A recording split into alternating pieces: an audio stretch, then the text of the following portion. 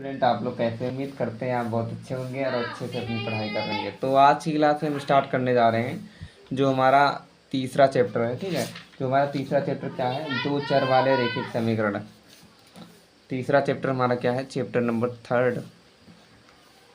Chapter number third हमारा क्या दिया गया है, दो चर वाले रैखिक समीकरण। दो चर वाले रैखिक समीकरण। ठीक है, रैखिक समीकरण। आखिर दो चर वाले रैखिक समीकरण होता क्या है। समीकरण, दो चर वाले रैखिक समीकरण, आखिर दो चर वाला रैखिक समीकरण होता क्या है, आइए समझते हैं इसको हम। ठीक है, तो दो चर वाला रैखिक समीकरण क्या होता है ये समझते हैं पहले। आखिर चर अचर आप लोगों को पता है ना, पहले चर और अचर समझते हैं। चर क्या होता है, चर वह संख्या होती है जिसका मान बदलता नहीं, मतलब बदलता रहता है। वह संख्या जिसका मान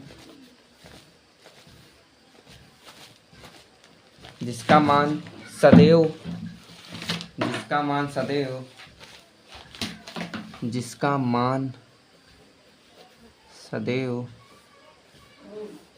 बदलता रहता है,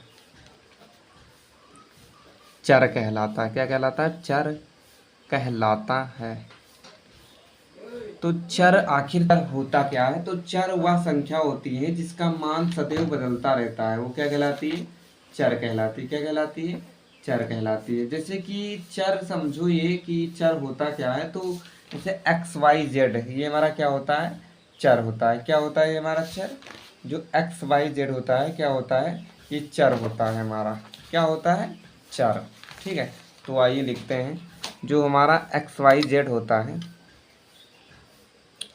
X Y Z A B C D, ये सब हमारा क्या हुआ, ई टी सी, ये हमारा सब क्या हुआ, चर हुआ। क्या हुआ हमारा, चर हुआ। ठीक है, यानी कि वह संख्या जिसका मान बदलता रहता है, वो अचर कहलाती है। ठीक है, अब इसके बाद हम अचर समझते हैं, मतलब चर कहलाते हैं, और इसके बाद अचर को समझते हैं। आखिर अचर क्या होता है, तो अचर को समझने के लिए हम ये समझते हैं कि वह संख्याएं जिनका मान सदैव बदलता नहीं रहता है। ठीक है, वह संख्याएं जिनका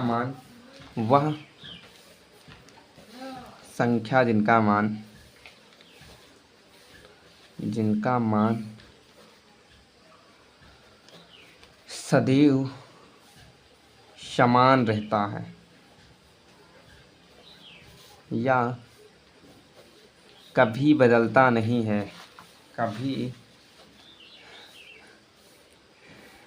कभी बदलता नहीं है, वो क्या कहलाती है, अचर राशि कहलाती है। क्या कहलाती है, अचर राशि कहलाती है। अचर राशि कहलाती हैं। तो अचर राशि को अगर हम समझें एग्जाम्पल के थ्रू, तो एग्जाम्पल के थ्रू ये समझ सकते हैं, जो जैसे 4 5 6 7 8, ये हमारी क्या संख्याएं क्या होती हैं, अचर राशि होती है। ठीक है, अचर राशि होती है। ये इसका मान कभी बदल सकता है क्या, जैसे 4 को हम 5 पढ़ सकते हैं, नहीं पढ़ सकते ना। 5 को 4 पढ़ सकते हैं, नहीं पढ़ सकते। तो इसका मान कभी नहीं बदलता है। अगर 5 है तो 5 ही रहेगा, ना कि 4 हो जाएगा और ना कि 10 हो जाएगा 5। ठीक है, तो 10 10 ही रहेगा, 11 11 रहेगा, ETC। ठीक है, इत्यादि ऐसी सारी संख्या क्या होती हैं, अचर कहलाती है। क्या कहलाती हैं, अचर राशि कहलाती है। आई बात समझ में। अब इसके बाद इसमें क्या आया है, समीकरण आया है। क्या आया है, समीकरण। तो समीकरण समझते हैं हम। समीकरण आखिर क्या होता है, समीकरण। तो समीकरण को समझने के लिए, यानी कि दो राशियों, समझो पहले, दो राशियों के बीच समानता दिखाने वाले कथन को, दो यानी कि अचर राशि, ठीक, अचर और चर राशि के मध्य समानता दिखाने वाले कथन को क्या कहते हैं, समीकरण कहते हैं। दो राशियों के मध्य समानता दिखाने वाले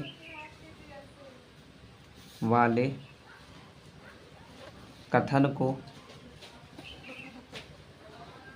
को समीकरण कहते हैं।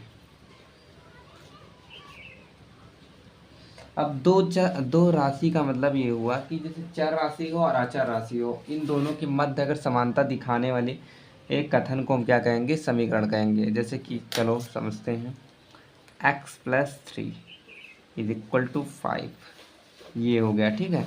तो अब ये समझते हैं जो बीच में क्या है, ये बराबर का चिन्ह है। किसका चिन्ह है, बराबर का। और ये हमारा क्या है, बायां पक्ष। कैसा पक्ष है, बायां पक्ष। ये 5 हमारा क्या है, दायां पक्ष, दायां पक्ष, ठीक है। तो अब ये समझते हैं कि हम कि दायां पक्ष और बायां पक्ष होता क्या है। मतलब जो इधर लिखा होता है वो दायां पक्ष होता है, जो यानी कि हाथ से देखो, आप लोग ऐसे बैठे हो, जैसे बैठे रहो, उस मतलब कि दाहिनी हाथ की ओर देखो तो दायां पक्ष, अगर बाईं हाथ की ओर देखो तो वो बायां पक्ष, ठीक है। तो इसमें क्या है, एक्स हमारा क्या है, एक्स चर है, ठीक है। एक्स क्या है, चर राशि है। और 3 और 5 क्या है, अचर राशि। अब यहीं से आप लोग समझ लो कि यानी दो राशि का मतलब क्या हो गया। दो राशि का मतलब क्या कह रहा है कि चर और अचर राशि के मध्य समानता दिखाने वाले कथन को क्या कहते हैं, समीकरण कहते हैं। क्या कहते हैं, समीकरण कहते हैं। आई बात समझ में आता है। इसके बाद अब हम ये समझते हैं रेखिक समीकरण क्या होता है, ठीक है। क्योंकि इसमें क्या दिया गया है, दो चर वाले रेखिक समीकरण, ठीक है। तो रेखिक समीकरण इसके बाद समझते हैं हम, रेखिक समीकरण। रेखिक समीकरण, तो रेखिक समीकरण होता क्या है ये समझते हैं, ठीक है। तो रेखिक समीकरण को समझने के लिए ये समझते हैं कि रेखिक समीकरण ऐसा समीकरण होता है जिसमें चर की मैक्सिमम पावर जो होती है वो 1 होती है, वो रेखिक समीकरण कहलाता है। रेखिक समीकरण, रेखिक समीकरण ऐसा समीकरण होता है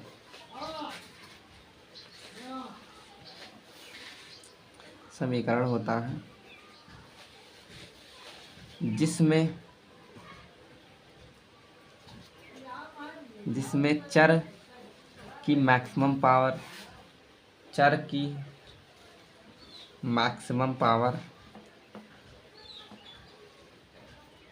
मैक्सिमम जो घात होती है वो क्या होती है, 1 होती है, 1 होती है। रेखिक समीकरण कहलाती है। क्या कहलाती है, रेखिक समीकरण कहलाती है, रेखिक समीकरण कहलाती है। आई बात समझ में आता कि रेखिक समीकरण आखिर क्या होता है। जो रेखिक समीकरण ऐसा समीकरण होता है जिसमें चर की जो मैक्सिमम पावर होती है यानी घात जो होती है वो क्या होती है, 1 होती है, रेखिक समीकरण कहलाता है, ठीक है। तो इसके बाद हम आगे देखते हैं आखिर इसके बाद अगला टॉपिक क्या है हमारा, ठीक। तो दो चर वाले जो रेखिक युग्म अगर हम बनाएं, यानी कि दो चर वाले रेखिक युग्म को, ठीक है। तो दो चर वाले जो रेखिक युग्म हमारे क्या होंगे, यानी कि यहाँ समझते हैं हम पहले, दो चर वाले, दो चरों x और y में रेखिक समीकरण, रेखिक समीकरण युग्म का व्यापक रूप जो होगा, व्यापक रूप, ये इंपॉर्टेंट टॉपिक है, ठीक है। तो इसके बाद इसके व्यापक रूप क्या होता है, व्यापक रूप हमारा क्या होता है, a1x और a2 यानी a मतलब b1y + c1 = 0, ठीक है।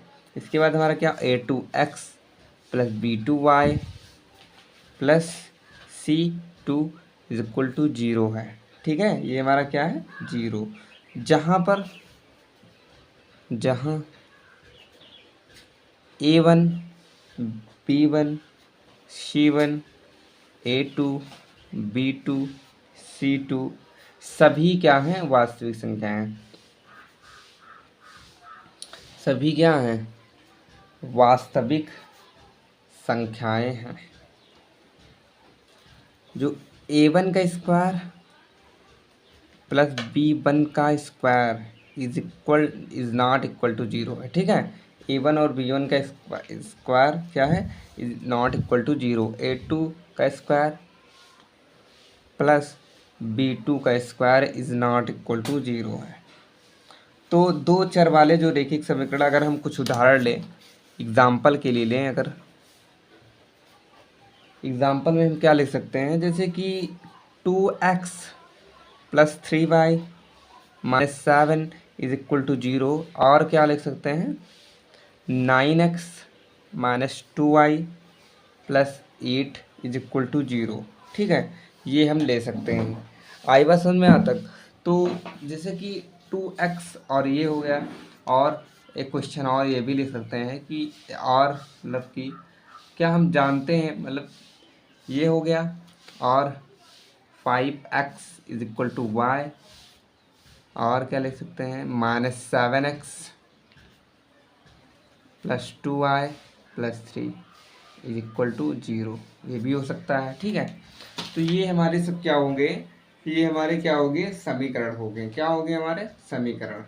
अगर चलो एक बार नोट समझते हैं, इसके बाद जो हमारा टॉपिक का नोट होगा इसमें, जब दोनों रेखाएं एक बिंदु पर प्रतिच्छेद करेंगी तो ऐसे फिगर बनेगा। दोनों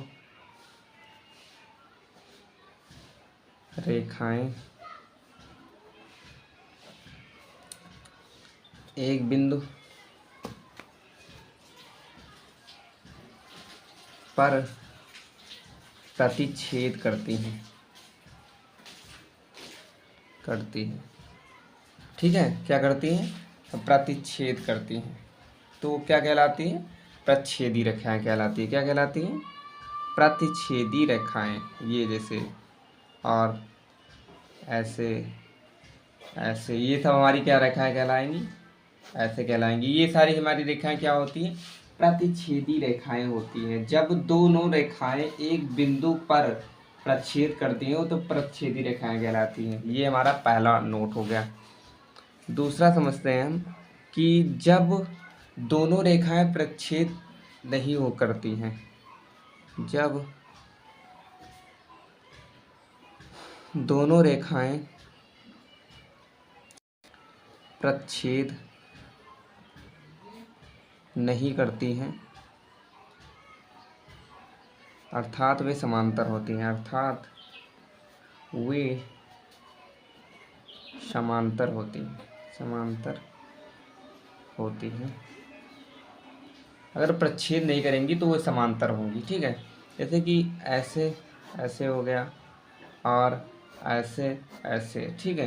तो ये सब हमारी रेखाएं क्या होती है, समांतर होती हैं। कैसी रेखाएं होती हैं, जब दो रेखाएं एक दूसरे को प्रतिच्छेद नहीं करती हैं तो हमारी क्या रेखाएं कहलाती हैं, समांतर रेखाएं कहलाती है। क्या कहलाती हैं, समांतर रेखाएं। आई बस में तो एक रेखाएं और भी है, उसे समझ लेते हैं, फिर इस क्लास को एंड करते हैं। दोनों रेखाएं संपाती होती हैं, दोनों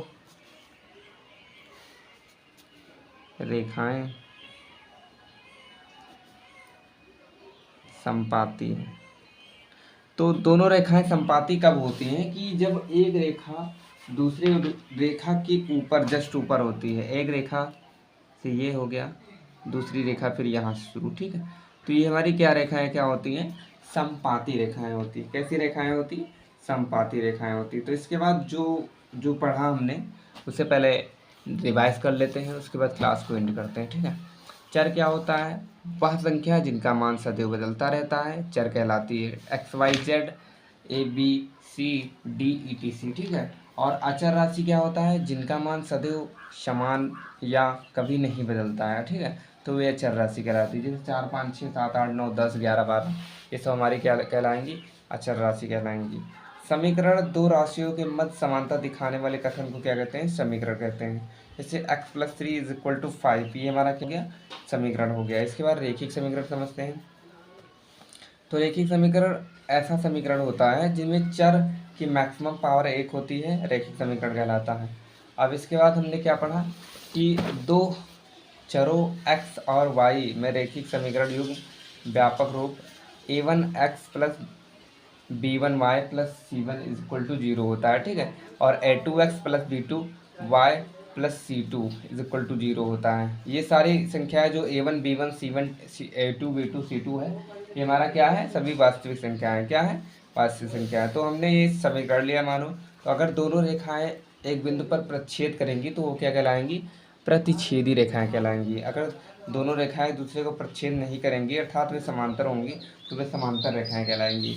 अगर दोनों रेखाएं एक दूसरे के ऊपर जस्ट ऊपर होंगी तो वो समपाती रेखाएं होंगी, ठीक है। आई बात समझ में। तो आप लोगों को क्लास कैसी लगी? अगर क्लास अच्छी लगी हो तो लाइक सब्सक्राइब जरूर करें, शेयर जरूर करें। धन्यवाद, मिलते हैं नेक्स्ट वीडियो में।